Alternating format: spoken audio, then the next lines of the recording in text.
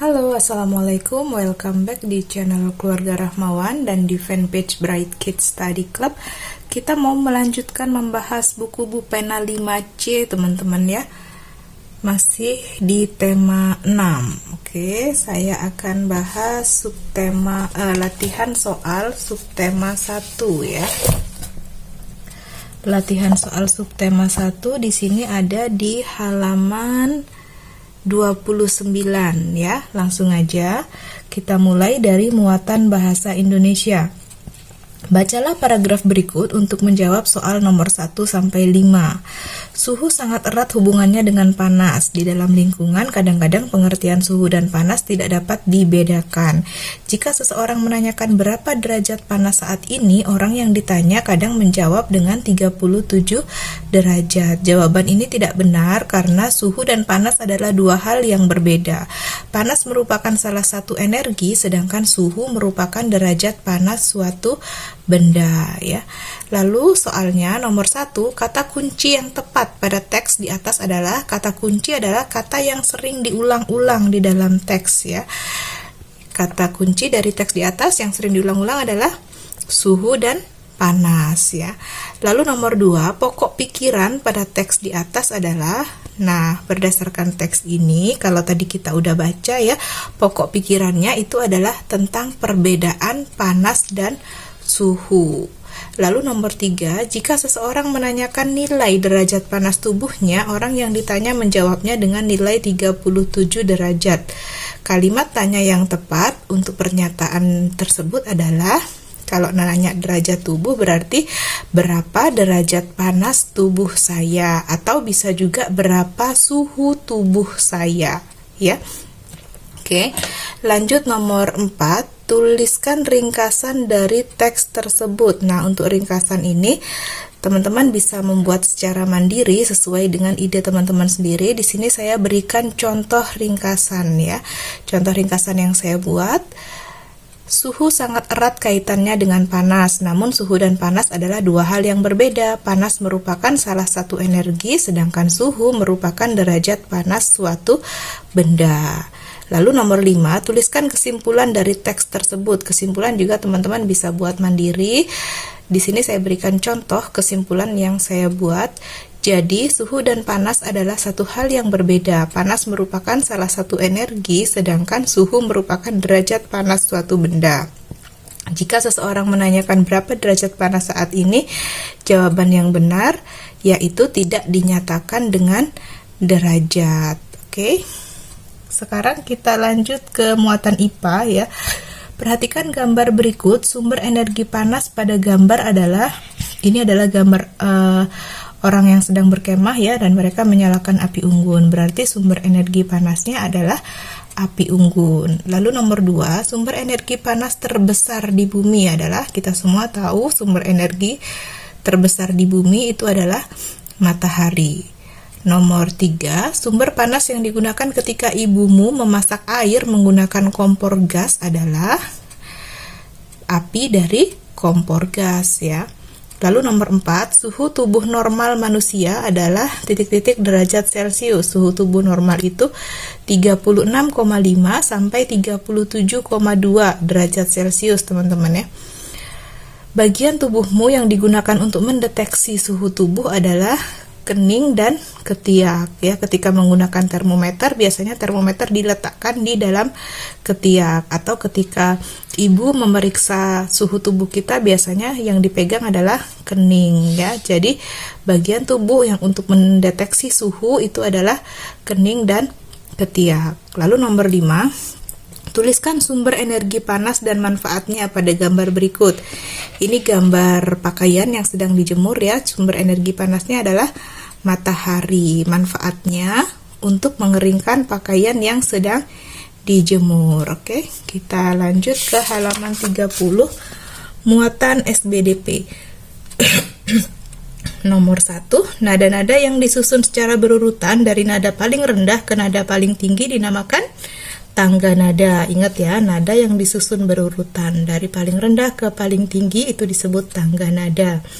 Nomor 2, notasi angka 2 dalam tangga nada memiliki arti yang sama dengan notasi huruf D ya. Notasi angka 2 sama dengan D. Nomor 3, tangga nada yang memiliki 5 nada pokok dinamakan tangga nada pentatonis ya. Lalu nomor 4, apa ciri tangga nada slendro dan pelok? Jadi, ciri-ciri tangga nada slendro adalah slendro memiliki 5 nada per oktav, yaitu do, re, mi, fa, sol ya, atau c, d, e, g, a dengan interval yang sama. Lalu tangga nada slendro umumnya bersifat gembira, lincah, dan riang. Sedangkan untuk ciri-ciri tangga nada pelok yaitu memiliki 7 nada per oktav, yaitu do, re, mi, fa, sol, la, si ya, atau C, D, E, F, G, A, B dengan perbedaan interval yang besar. Nomor 5, tuliskan masing-masing 2 lagu dengan tangga nada slendro dan pelok. Lagu dengan tangga nada slendro diantaranya Cublak-Cublak Suweng, Lir Ilir, dan Pitik Tukung. Sedangkan lagu dengan tangga nada pelok diantaranya Suwe Ora Jamu, Kundul-Kundul Pacul, dan Gambang Suling ya. Kita lanjut ke muatan IPS. Nomor 1, contoh interaksi manusia dengan alam di sekitar aliran sungai contohnya adalah memancing ikan di sungai ya. Lalu nomor 2, dampak positif dari lingkungan yang menjadi area tambak ikan adalah terjadi kegiatan ekonomi atau dapat menyerap tenaga kerja ya, menciptakan lapangan pekerjaan yang baru. Lalu nomor 3, apa akibatnya jika nelayan menggunakan pukat harimau untuk menangkap ikan di laut?